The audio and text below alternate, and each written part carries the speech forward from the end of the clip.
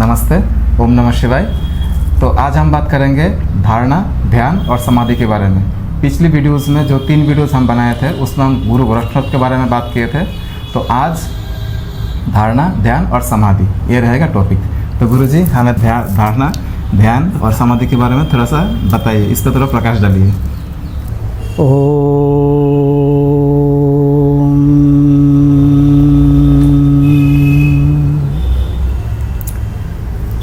मेरे मित्रों, आज हम योग साधना में जो धारणा है, ध्यान है और समाधि, इन 3 के ऊपर थोड़ा प्रकाश डालेंगे। महायोगी गुरु गोरक्षनाथ जी का जो दर्शन है, उस दर्शन के अंदर इस धारणा और ध्यान प्रक्रिया के अंदर एक नादानुसंधान भी आता है। नाद साधना बोलते उसको, अनाहत ध्वनि को सुनना। हमारे शरीर के अंदर बाहर इस ब्रह्मांड में एक शब्द गूंजता रहता है, उसका अनाहत ध्वनि बोलते हैं। ये हमें सुनाई नहीं पड़ता। जिसको ये सुनाई पड़ेगा तो उसको समझ लो कि योग साधना में सिद्धि हो गई। और फिर उससे और साधना है, गुरु गोरक्षनाथ जी ने बताया। तो धारणा के से अंदर ही जो है ना, वो ध्यान है। ध्यान के परिपक्व अवस्था को समाधि कहते हैं। मन अति चंचल है, इस चंचल मन को शांत करना बहुत कठिन है। इसलिए जिनका मन जितना ज़्यादा चंचल है, उनका पहले गुरु से प्राणायाम सीखना चाहिए। प्राणायाम के द्वारा आप मन को शांत करेंगे और फिर धारणा करेंगे और इसके बाद ध्यान में जाएंगे। जैसे जैसे साधना करेंगे वैसे वैसे आपका मन शांत होता जाएगा। मन जितना एकाग्र होगा, शांत होगा, उतने ही आपको आनंद या सुख की अनुभूति होगी। तो धारणा में क्या करना पड़ता है? आप पद्मासन में बैठो या ध्यानासन में बैठो, स्वस्तिकासन, समासन, वज्रासन, उसमें बैठ के सीधे होके बैठो। रीढ़ की हड्डी को सीधा रखो। पहले मन को एकाग्र करो। जब भी ध्यान में बैठो पहले थोड़ा सा उज्जयी प्राणायाम कर लो, आंखें बंद कर लो, पहले 3 बार ओंकार कर लो। इसके बाद शांत परिवेश में बैठना, ज़्यादा हल्ला गुल्ला हो तो नहीं होगा। तो इसलिए कब बैठोगे ना, सुबह सुबह 4 बजे उठो, 4:30 बजे उठो, उसी समय बैठ जाओ बिस्तर में। हाथ मुख धो के आ जाओ, थोड़ा पानी पी लो और बैठ जाओ। उस समय चारों तरफ शांत रहते, सब लोग शांति विराजमान होते। तो आंखें बंद के ध्यान में बैठ गए, कोई साउंड आ रहा है तो ध्यान नहीं होगा, डिस्टर्ब हो जाएगा। तो वहाँ बैठ करके आप अपने बिस्तर में रीढ़ की हड्डी को सीधा करके बैठो। स्वस्तिकासन, समासन, पद्मासन, वज्रासन, जिसमें आपको सुखासन में बैठो, जिसमें सुविधा। खाली याद रखो रीढ़ की हड्डी को सीधा रखना और 3 बार ओंकार करो आहिस्ता आहिस्ता। पहले थोड़ा सा प्राणायाम कर लो 10 बार। श्वास को दीर्घ करके लो, दीर्घ करके छोड़ो, लंबे सांस लो, लंबे सांस छोड़ो, आहिस्ता आहिस्ता।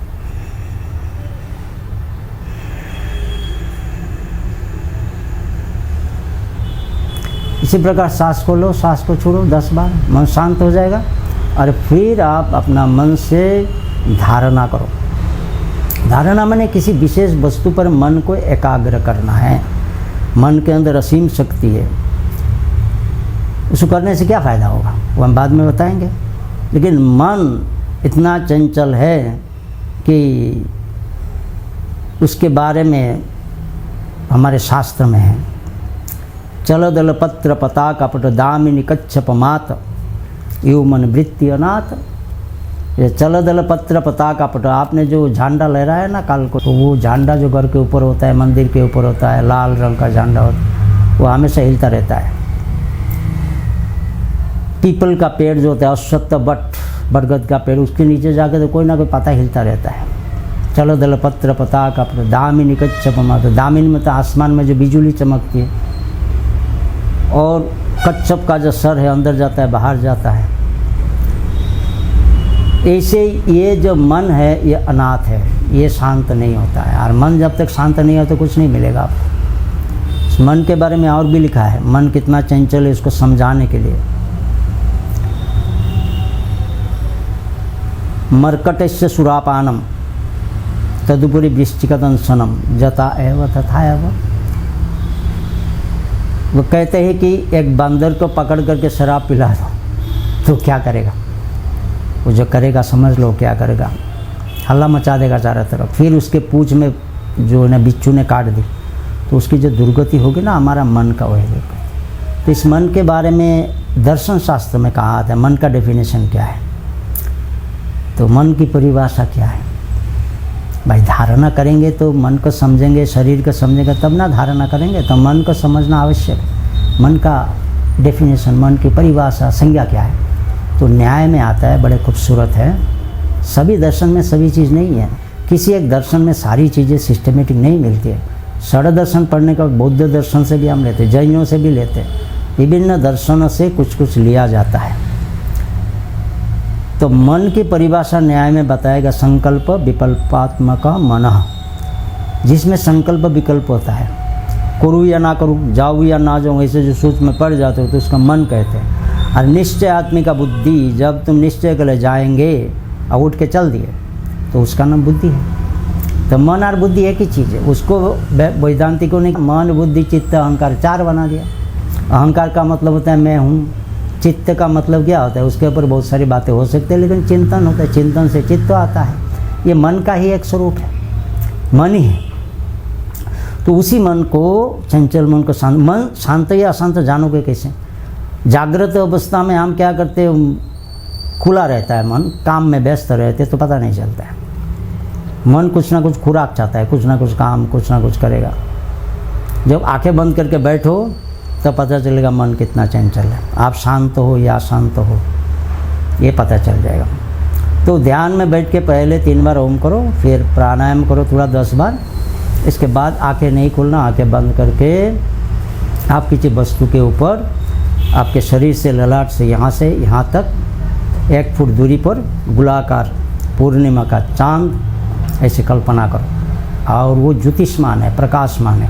उसके अंदर अपने इष्ट को देख लो, आप जिस देवता की पूजा करते हो या आपके गुरु की, उसी में मन को बार बार एकाग्र करने के लिए प्रयास करो। इसी प्रकार मन से देखने के लिए प्रयास करो, बार बार कोशिश करोगे तो होगा। एक दिन में नहीं होगा, पहले दिन 5 मिनट कर लो, 10 मिनट कर लो, फिर आहिस्ता आहिस्ता बढ़ाते जाओ। 1 साल के बाद वो आधा घंटा हो जाएगा। लेकिन हर रोज़ करना है, सुबह नहीं किया तो शाम को करना, एकदम समय नहीं मिलता है तो रात को सोने से पहले कर लेना। मतलब 24 घंटा के अंदर एक बार आपको करना है।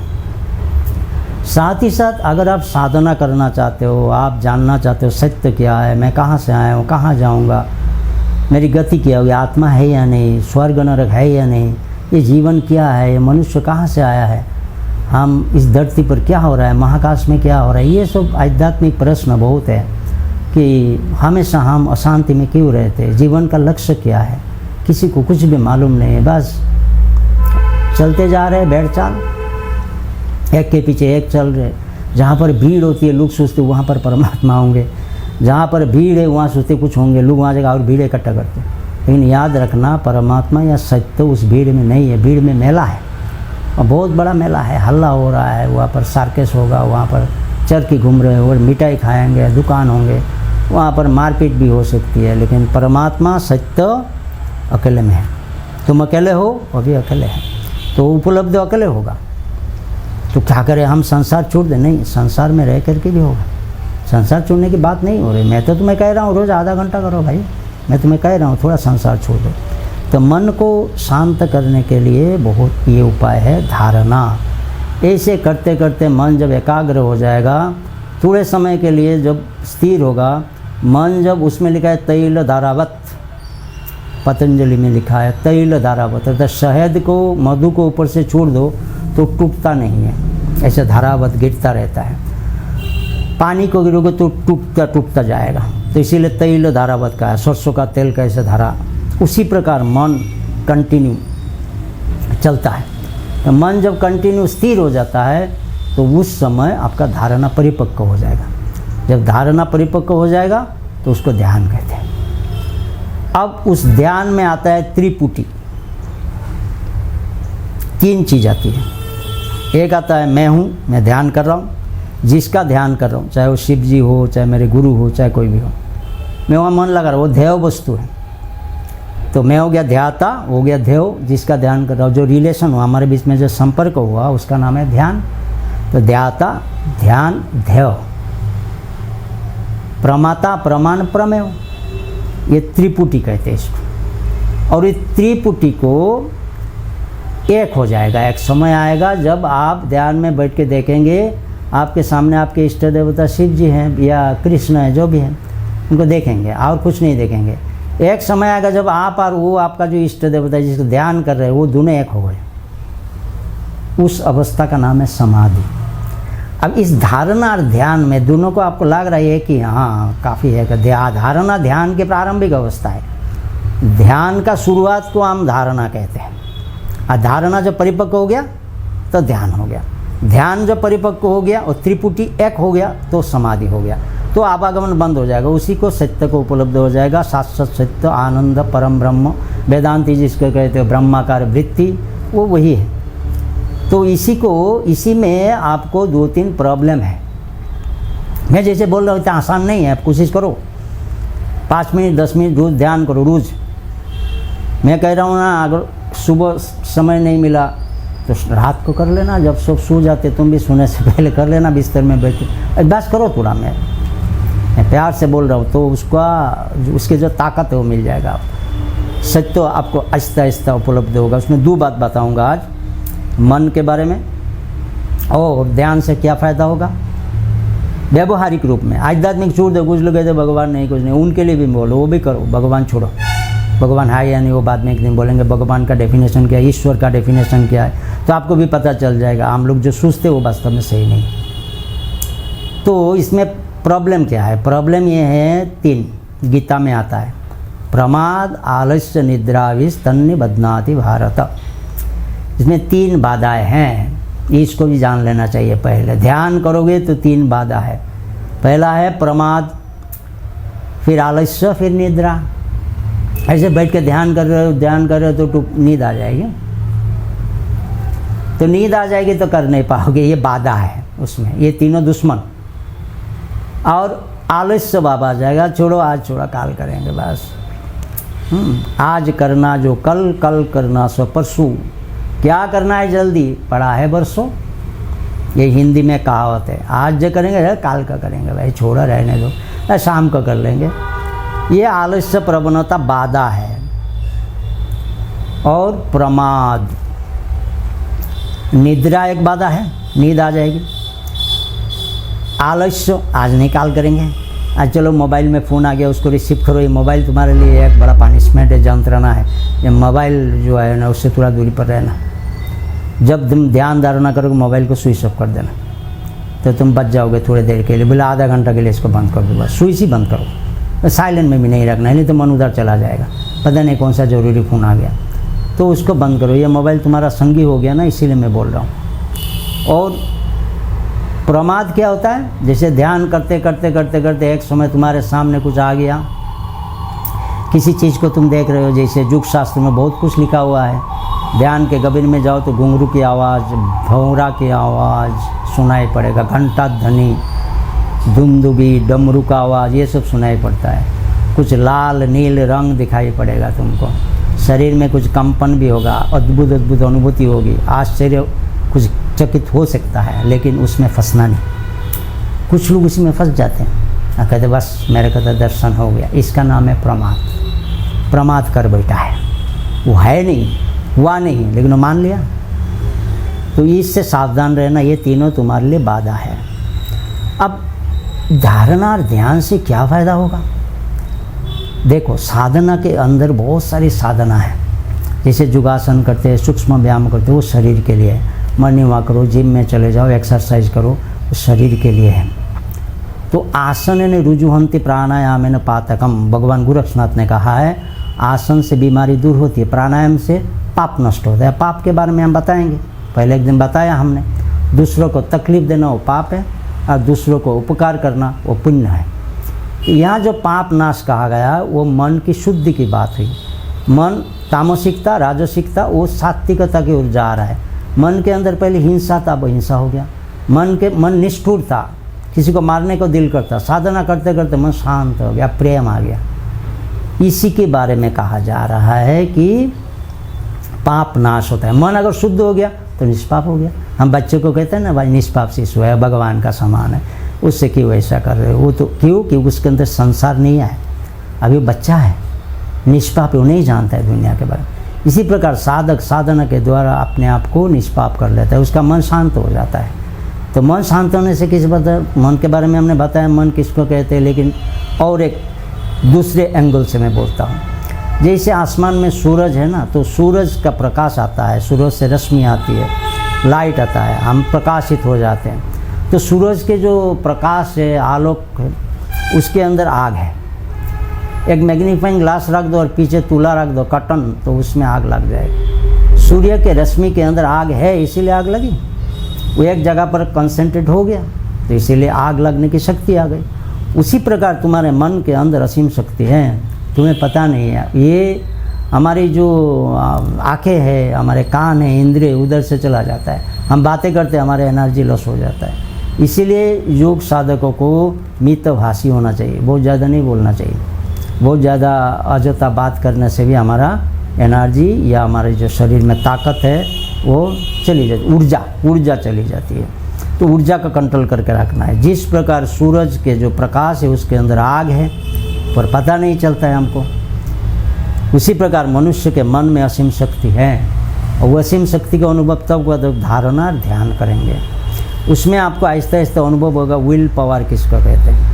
लेकिन याद रखो, किसी ने 1 साल किया और कहा महाराज जी कुछ नहीं हुआ, ऐसा नहीं। और एक बात मैं तुम्हें बताता हूँ, जैसे कोई शीशा है और किसी जगह पर पड़ा हुआ है, बिस्तर के नीचे कहीं पर, टेबल के नीचे पड़ा था, उसमें धूल लग गया, मैला हो गया, उसमें मुंह दिखाई नहीं पड़ेगा। उस शीशे को लेकर पहले पानी से धो लो, फिर कपड़ा से साफ करो, फिर साबुन लगा के रगड़ो, तो इसके बाद जब सफ़ा हो जाएगा तो मुंह दिखाई पड़ेगा। जो पानी शांत है लेकिन मैला है, उसमें मुंह नहीं दिखाई पड़ेगा, उसमें दिखाई नहीं पड़ेगा। पानी अगर साफ हो, पानी में फिटकरी डाल दो, पानी साफ़ा हो जाएगा तो मुंह दिखाई पड़ेगा।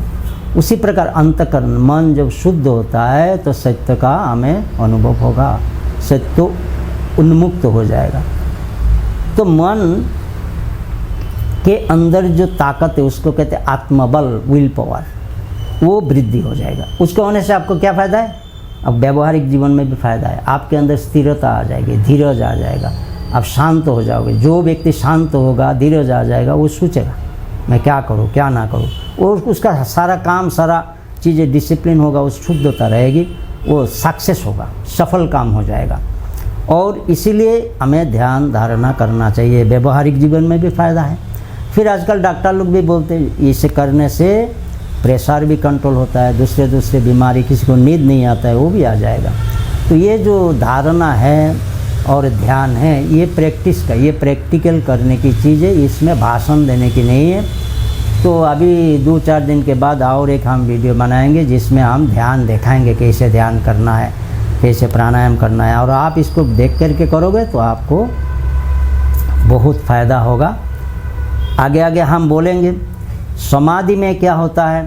समाधि में जो त्रिपुटी मैंने बताया था, 3 जो चीज़ होती है, ध्याता, ध्यान, ध्यो, तीनों एक हो जाता है। और फिर एक अवस्था होता है जागृत, स्वप्न, सुषुप्ति। ये जो 3 है इसमें हम जीते हैं। अभी हम जागे हुए बातें कर रहे हैं, हम खाना खा रहे हैं, काम कर रहे हैं, ये सब जागृत है, जागृत है, उससे जागे हुए हैं। फिर रात को हम नींद में जाएंगे, उसको सुषुप्ति कहते हैं, मतलब गंभीर निद्रा, बहुत गहरी निद्रा में आप चले गए। उससे पहले एक स्वप्नावस्था होता है, वो स्वप्नावस्था को हम तंद्रावस्था कह सकते हैं। मतलब जागृत और नींद के बीच में जगे हुए, वो निद्रा जो सो रहे बिस्तर में जाके, नींद आने से पहले जो अवस्था है, थोड़ा सा समझ में आ रहा है। जो सपना हम देखते हैं कि हम राजा हो गए, कोई कुछ हम डरे हुए, कोई हमको मार रहा है, वो सपना नहीं है, वो मन की एक अवस्था है। यहाँ स्वप्न अवस्था के नाम है। जागृत अवस्था जैसा है, सुषुप्ति जैसा है, गहरी नींद, वैसे ही स्वप्न एक अवस्था है, लेकिन थोड़ा कम समय है, इसीलिए हमें पता नहीं चलता है, बहुत कम समय। फिर जब हम सुषुप्ति से जागेंगे तो डायरेक्ट जाग नहीं सकते, उसी स्वप्नों के अंदर से आना पड़ेगा। जरा सी समय, 1 सेकंड के बहुत कम समय होता है, इसीलिए पता नहीं चलता है। तीन अवस्था में हम जीते हैं। ये तीन अवस्था कॉमन है, बच्चों से लेकर के सिद्ध तक, महापुरुष तक, सारे मनुष्य के लिए, सारे जीव जंतु के लिए ये तीन अवस्था है। और एक अवस्था है तुरीय, उसको चतुर्थ अवस्था कहा गया। उस तुरीय अवस्था में, चतुर्थ अवस्था में, आप सोचो ध्यान में बैठ के, ना जागृत, ना स्वप्न, ना सुसुप्ति। आप जागे हुए नहीं हो, आप स्वप्न में भी नहीं हो। स्वप्न मतलब उसी अवस्था में नहीं, स्वप्न मतलब स्वप्न देखना, वो मैं नहीं बोल रहा। तो जागृत में नहीं हो, जागे हुए नहीं हो, स्वप्न में भी नहीं हो, अनिद्रा में भी नहीं हो, तो एक विचित्र अवस्था, आपका शरीर का भी भान नहीं होगा, चारों ओर एक प्रकाशमय पिंड दिखाई पड़ेगा आपको। तो जब आप ध्यान करोगे, इसकी जो अनुभूति होगी उसी का नाम है समाधि। समाधि भी दो प्रकार के, आज संक्षिप्त में बोल रहा हूँ। एक जो मैं हूँ और मेरे सामने मेरे भगवान है, वो दोनों रहेगा, ये द्वैत भाव। वो ईश्वर मेरे सामने है जिसको मैं ध्यान करके ईश्वर मान रहा हूँ। जैसे कोई काली माँ को मानता है, कोई हनुमान को मानता है, वो भगवान है, वो है सामने खड़ा है, देखा ही पड़ रहा है। ध्यान करते करते वो आ गया। अब किसी लोगों को तो भाई ध्यान के अंदर ऐसा होता है, प्रतीत होता है कि वो आँखें खुलेगा तो भी देखेगा। उसका मन इतना एकाग्र हो गया कि उसका मन, उसका शरीर, सब कुछ इसमें समाहित हो गया।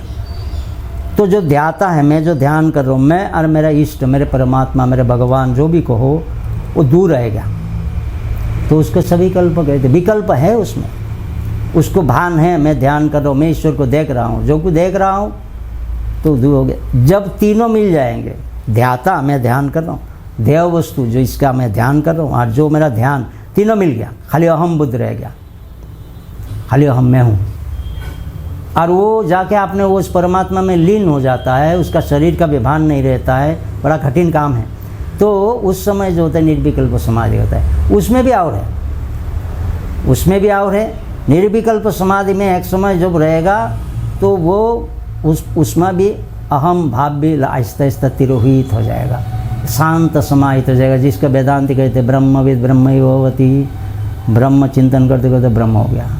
उसी प्रकार योगी लोग इष्ट चिंतन करते करते धारणा ध्यान के द्वारा समाधि के गहरी में जा करके उस अहम को उस महान से मिला दिया, इस जीव को उस शिव से मिला दिया। अब क्षुद्र था वो महान हो गया।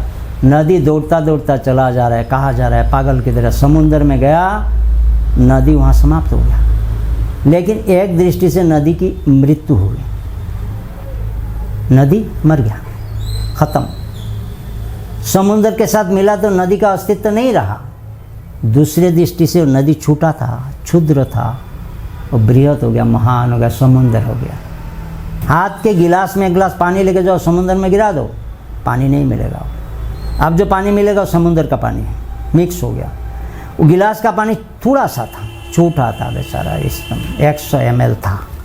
समुद्र में मिला, महान हो गया, महान समुद्र का अंग हो गया। अंग था, अंग था। वेदांती कहते हैं कि विस्मृति हो गई कि मैं उस परम ब्रह्म हूँ, चैतन्य हूँ, शाश्वत आनंद हूँ। तो मैं भूल गया संसार के माया में, बस उस स्मृति में आ गया, मेरा याद हो गया मैं वही हूँ। श्वेतकेतु तुम ही हो, तत्त्वमसि। ये जो वेदांती कह रहे यार, योग में वो अनुभव हो रहा है, इसी को कहते हैं धारणा ध्यान, और उसका परिणाम समाधि। उसी निर्विकल्प में जाना है। गोरक्षनाथ ने कहा उस तुरीय अवस्था से भी ऊपर जाना है। गोरक्षनाथ ने कहा केचित् इच्छन्ति द्वैतम केचित् इच्छन्ति अद्वैतम समतत्व न जानन्ति द्वैताद्वैत विलक्षण। गोरक्षनाथ कहते, कुछ लोग कहते द्वैत है, वो दो है, मैं हूँ और मेरा परमात्मा है। अगर परमात्मा है मतलब सत्य कुछ है, तो ये इसी जन्म में जानना चाहिए। इसको कहते जीवन मुक्ति। गोरक्षनाथ इसको मानते थे, कहते कि ये जो तुरीय अवस्था है, जागृत स्वप्न सुषुप्ति से परे एक चतुर्थ अवस्था, उससे भी परे जाना है। अर्थात निर्विकल्प समाधि में अहम बुद्ध रह गया, लेकिन वो भी आहिस्ता आहिस्ता तिरोहित हो जाएगा। बाद में जो रह जाएगा वो शाश्वत सत्य, मैं नहीं बोल सकता, वो शब्द से नहीं कहा जा सकता, वो स्वसंवेद्य खुद अनुभव करने के, उस पर बात से नहीं कह सकते, उसमें इंद्रिय भी नहीं रहेगा, बोलोगे कैसे। उस समय की जो मधुर आनंद सुख जो अनुभूति होगी वो सिर्फ तुम्हें होगी। कबीर क्या कहते, गूंगा करी सरकरा।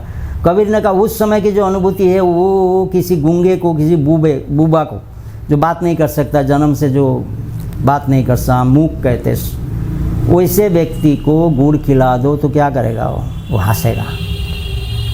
बोलेगा आपको पता चले उसको मीठा है, उसको आनंद मिल रहा है, सुख मिल रहा है, लेकिन बोल नहीं सकता है, वो बोल नहीं सकता है मीठा, क्यों बूबा है, वो गूंगा है। लेकिन उसके मुखमंडल देखोगे तो पता चल जाएगा उसको आनंद का आभास हो रहा है। उसी प्रकार समाधि में गए हुए व्यक्ति का मुखमंडल देखोगे तो पता चल जाएगा। लेकिन उसको भी अनुभव करने के लिए ऐसे एक साधक की ज़रूरत होगी, सब कोई नहीं बता सकते कि उसको परमात्मा का अनुभूति हुई या नहीं। इसीलिए चारों ओर खाली पाखंड देखोगे, चारों ओर टीवी मोबाइल खोलोगे तो पाखंड मतलब ड्रामाबाज लोग दिखाई पड़ेगा आपको। कोई जेल जा रहा है तो कोई क्या कर रहा है, कोई पकड़ा जा रहा है, कोई मीडिया के सामने आ रहा है, कोई चिल्ला रहा है मंच के ऊपर, हाथ पैर घुमा रहा है, दिखा रहा है कि बस लोग उसमें भागे जा रहे हैं। मैंने कहा ना, मेला जहाँ होता है, जहाँ भीड़ होता है, वहाँ मत जाया करो। खुदा अकेला है, भगवान या परमात्मा जो भी को अकेला है, तुम भी अकेले हो। जब अकेले हो जाओगे ना तो उसका अनुभव होगा। मेरे मित्र, प्रयास करो, आने वाले वीडियो में हम ध्यान सिखा देंगे। शाश्वत सत्य को जानने के लिए शिव शक्ति ऐश्वरिक मिलन साधना हम करा देंगे आपको एक कोर्स, अपेक्षा करो। बहुत बहुत धन्यवाद। तो धन्यवाद गुरुजी। तो इतना तो समझ में आ गया होगा आपका कि ध्यान जो है वो सिर्फ जो 5 मिनट का इंस्ट्रक्शन हम करते हैं वैसा नहीं है, तो वो धारणा होता है। धारणा जैसे परिपक्व होता है तो ऑटोमेटिकली वो ध्यान होता है। ध्यान करने का चीज़ नहीं होता है, वो होने का चीज़ होता है। इसके बाद जैसे आपकी और जो आपका ध्यावस्था उसमें जब कम्युनिकेशन चलता रहेगा, सहयोग चलता रहेगा, वो हो गया ध्यान। वहाँ से जब अपना स्वरूप भी शून्य हो जाएगा और जिस पर आप ध्यान कर रहे हो वो रह जाएगा, जिसे कहते हैं समाधि। तदेव अर्थमात्र निर्वासन स्वरूप शून्य समाधि ही। बहुत अच्छे तरीके से गुरुजी ने समझाया और उम्मीद करता हूँ कि आप सभी उससे बहुत ही बेनिफिटेड होंगे। और आगे भी हम और भी अच्छे वीडियो बनाएंगे, ध्यान के ऊपर एक सेशन बनाएंगे हम लोग, और इसके आगे बहुत सारे अच्छे टॉपिक पर, आध्यात्मिक विषयों पर चर्चा करेंगे। तब तक के लिए बने रहिए। नमस्ते।